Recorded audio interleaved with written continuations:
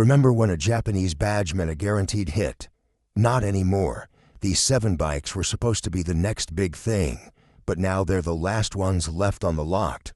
From confused identities to outdated tech, here's why dealerships are struggling to sell them. Number 7. Honda CTX 700 North. From the moment it rolled into dealerships, the Honda CTX 700N sparked more confusion than excitement. Billed as a futuristic cruiser for a new generation of riders, this machine tried to blend comfort, technology, and minimalism into one affordable package. Instead of drawing people in, though, it left most buyers scratching their heads. It wasn't that the bike was bad, it just didn't know who it was trying to impress. Too upright for traditional cruiser fans, too strange-looking for sport riders, and too tame for tourers. The CTX 700N became a bike without a home. At the heart of the CTX 700N is a 670 cubic centimeter parallel twin engine, the same platform used in the NC 700 series. This engine produces 48 horsepower and 46 pound-feet of torque. It's designed more for efficiency than excitement, with a power band that's smooth and flat, favoring fuel economy and predictability over thrilling performance. For riders who were just learning, that seemed like a good idea, but even beginners quickly noticed the lack of power when trying to merge onto highways or keep pace with more spirited machines on the back roads.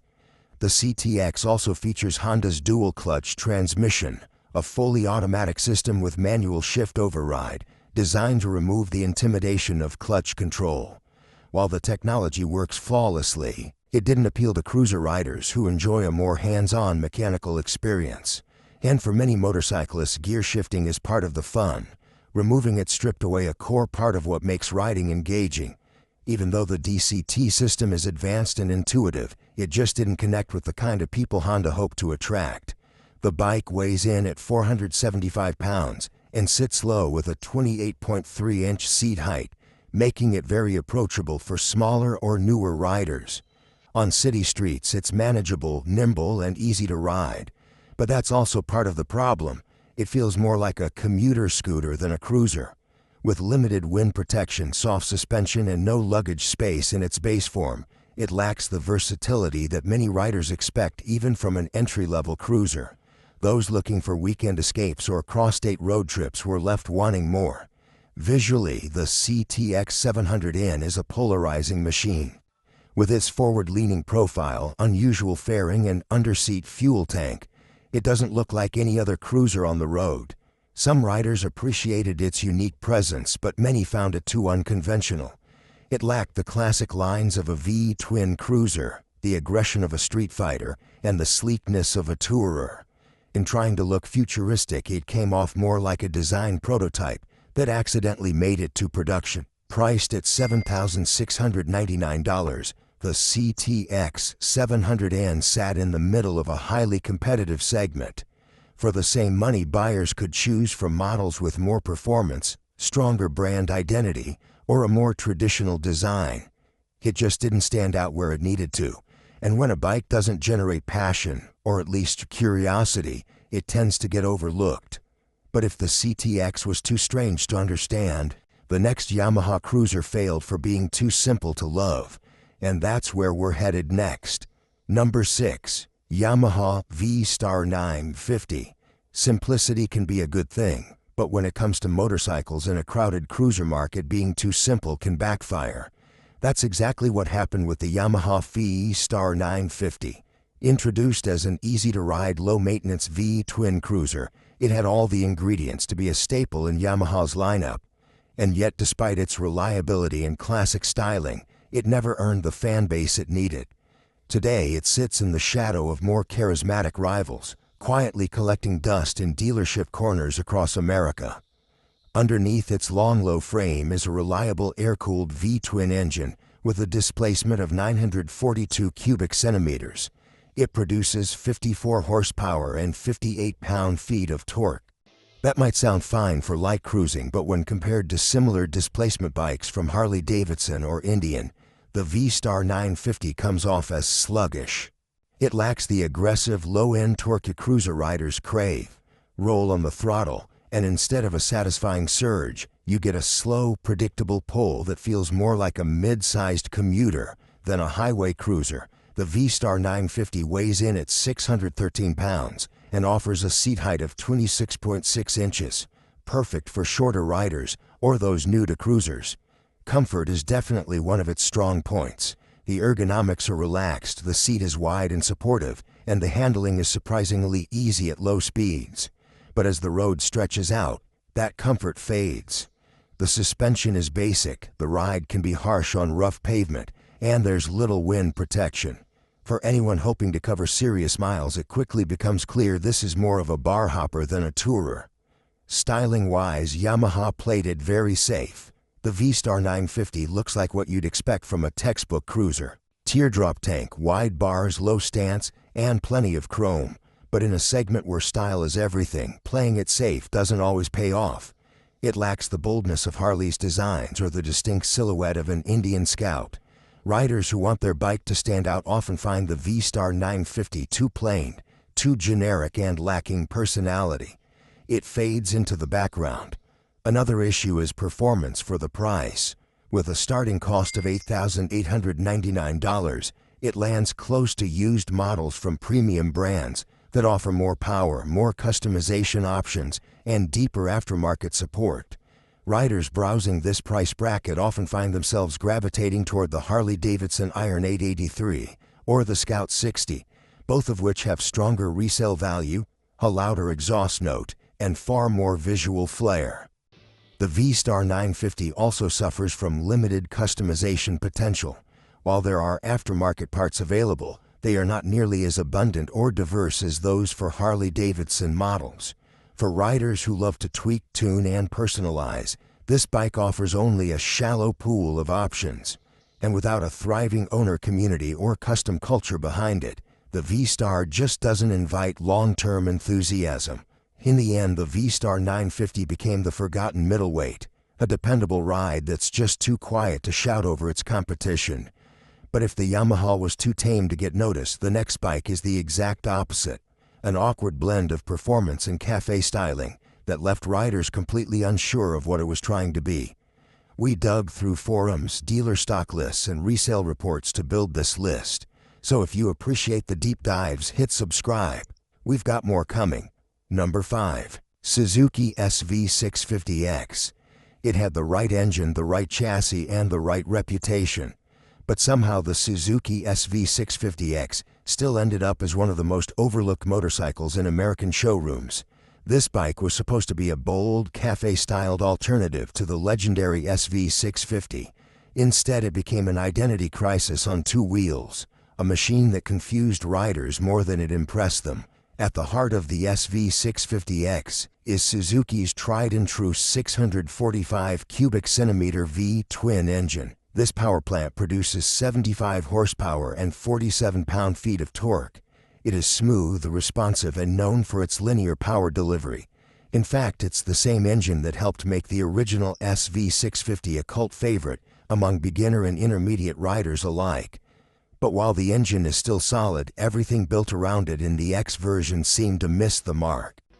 The SV650X weighs in at 437 pounds and has a seat height of 30.9 inches, placing it in a comfortable zone for most average-sized riders.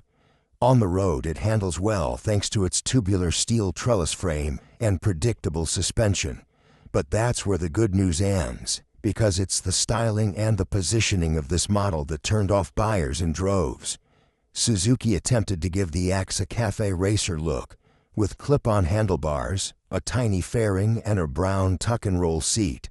But instead of looking sleek or custom-built, it came across as an awkward factory mashup. The clip-ons force the rider into a more aggressive riding posture, which doesn't quite match the character of the engine or chassis. And for a bike that's still largely standard under the surface, that cafe silhouette just doesn't feel earned. Riders who wanted real retro appeal went for Triumph's Speed Twin. Riders who wanted real sport performance went for the Yamaha MT-07 or Kawasaki Z650. The SV650X got lost somewhere in the middle. The ergonomics don't help either. With the low clip-ons and slightly rear-set pegs, the X version forces the rider into a hunched posture that's uncomfortable for daily riding. It might look aggressive, but it doesn't translate into actual performance gains. Long rides become tiring, city commutes feel cramped, and for taller riders, the cockpit feels especially tight. The original SV650 was known for its comfort, something the X sacrificed in the name of style, and the payoff just wasn't worth it. Another issue is price positioning. The SV650X carries a starting price of $8,499. That's several $100s more than the standard SV650, which delivers the same performance in a more comfortable and neutral package. Riders were quick to spot that, and many simply skipped the X for its simpler sibling. And when stacked against rivals in that price range offering more power or more advanced tech, the X simply faded into the background. The aftermarket community didn't rally around the X either. With fewer parts made specifically for its unique fairing and layout, customizing the bike becomes a chore. But if Suzuki's cafe-styled gamble didn't connect with the audience, the next machine went even further, trying to replace the Gold Wing with soft performance and even softer styling. Number 4. Honda CTX 1300. It was supposed to be the next chapter in long-distance comfort, a bold attempt to fuse cruiser styling with the legendary touring performance of Honda's Gold Wing. The Honda CTX 1300 was built to make touring easier, simpler, and more approachable for riders who wanted relaxed ergonomics without the bulk of a full-dress machine. But instead of ushering in a new era of modern baggers, it stalled in showrooms, left behind by buyers who just didn't know what to make of it. The CTX 1300 is powered by a 1,268 cubic centimeter flat 6 engine that produces 83 horsepower and 78 pound-feet of torque. On paper, that sounds perfectly adequate for a light touring rig, and in practice it delivers buttery smooth performance, a gentle torquey curve, and almost no vibration. The engine was pulled straight from the Goldwing F6B, and it gave the CTX plenty of low-end grunt and highway cruising capability. But the muted sound and soft throttle response didn't excite anyone. For a bike meant to lure cruiser fans into the world of long-haul comfort, it just felt too tame. Tipping the scales at 730 pounds, the CTX 1300 is no lightweight, but the bulk is carried low, and with a seat height of 28.9 inches, it remains accessible to a wide range of riders. The riding position is upright and easygoing, with forward pegs and swept-back handlebars designed for all-day comfort. Suspension is soft, handling is neutral, and the ride is, above all else, smooth. It's the kind of motorcycle that glides along without asking much of the rider, and yet, that's exactly what made it so forgettable. The CTX lacks the visual drama that most cruiser or bagger riders expect. Its plastic fairing and bulbous bodywork give it a scooter-like profile from certain angles.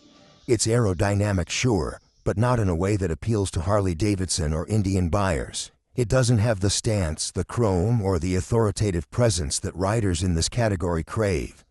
For riders who want to make a statement, the CTX disappears. Its subdued styling, limited color choices, and unassuming profile just couldn't compete with the visual impact of the Road Glide, the Chieftain, or even Honda's own Valkyrie. Then there's the issue of practicality. Despite its size, the CTX 1300 offers limited storage compared to full-fledged touring bikes. The saddlebags are small, and it lacks a top box or integrated passenger backrest unless you buy add-ons. There's no touchscreen infotainment system, no integrated navigation, and no signature tour-level tech. Riders who expected a scaled-down Goldwing felt like they got half a bike for nearly the same price. With a starting price of $17,999, the CTX 1300 sat uncomfortably between categories. Too expensive for casual cruiser buyers, too stripped down for serious tourers, and without strong brand loyalty or emotional appeal, it didn't pull riders away from Harley or Indian. Instead, it became an oddball. A technically competent bike that simply didn't resonate. And while this bike failed by being too soft, the next one failed in the exact opposite way. It packed serious power into a massive touring platform, but no one wanted to tame the beast. Number 3. Kawasaki ZG. 14 Concours. It had everything a sport touring rider could ask for. Massive horsepower, highway stability, and Kawasaki's racing DNA baked into a long-distance platform. The Kawasaki ZG-14 Concours was meant to be the ultimate mile leader for riders who wanted power and performance without sacrificing comfort. And for a while it almost lived up to that dream. But in today's market, the Concours has slipped from relevance, outpaced by more refined rivals, and abandoned by the riders it once aimed to please. Beneath its angular fairings beats a 1,352 cubic centimeter inline-4 engine. This beast puts out a staggering 155 horsepower and 113 pound-feet of torque. That's more than enough to annihilate highway stretches and keep pace with open-class sport bikes. The power delivery is smooth and relentless, especially once you climb above 6,000 revolutions per minute. On paper it sounds like a home run, but in the real world that much power, combined with its size and outdated tech, has turned the Concours into more of a museum piece than a modern choice. The Concours tips the scales at 689 pounds, making it a serious machine to manage both in the garage and on the road. While it offers rock-solid high-speed stability and a surprisingly sporty ride through sweeping curves, it lacks the nimbleness that many modern riders expect from sport touring machines. Tight U-turns, city riding, and parking lot maneuvers reveal just how bulky the bike has become. And when compared to newer offerings like the Yamaha Tracer 9 GT or BMW's R1250 RT, the Concours starts to feel like a relic. Comfort-wise, it delivers a mostly upright riding position, plush two-up seating, and integrated hard saddlebags.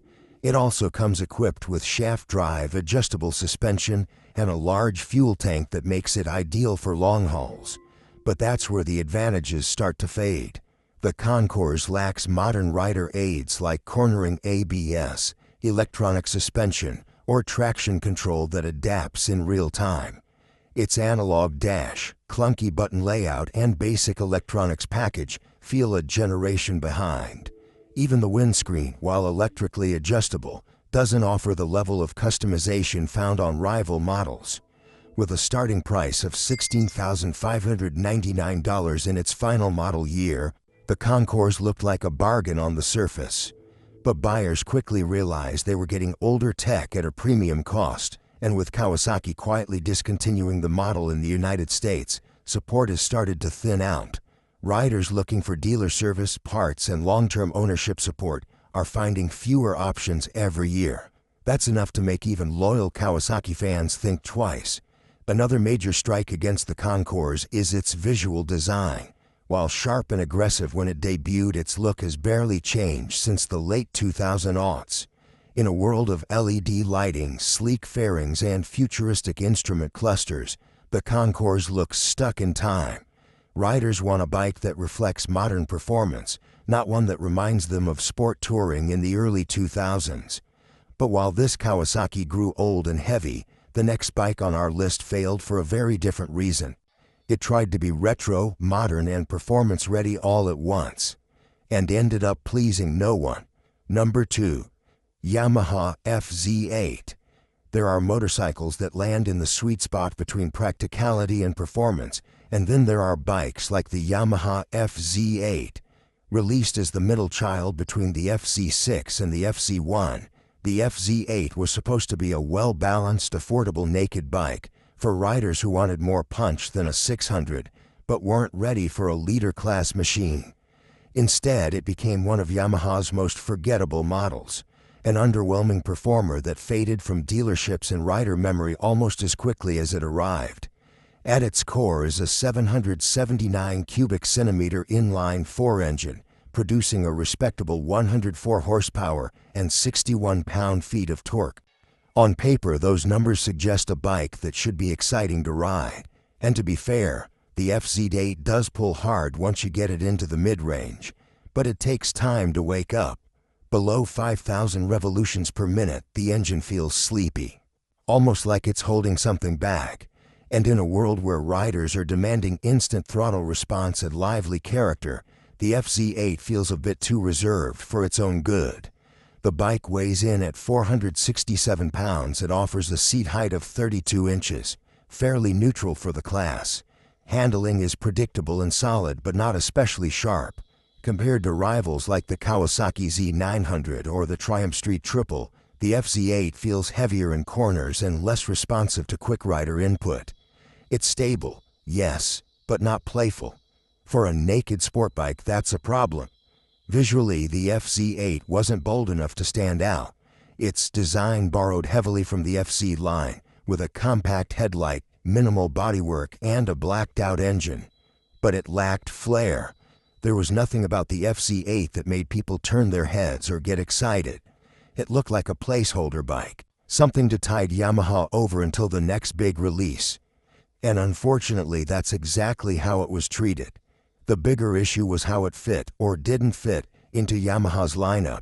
Riders coming from the FZ6 expected something more aggressive. Riders comparing it to the FZ1 found it lacked the raw torque and top-end rush they craved. And with a starting price of $8,599 at launch, the FZ8 was just expensive enough to make buyers hesitate. For just a few $100s more, they could step up to bikes with better suspension, better electronics, and stronger brand identity. The FZ8 also lacked the refinement that newer riders have come to expect. It featured basic suspension, dated brakes, and no advanced rider aids.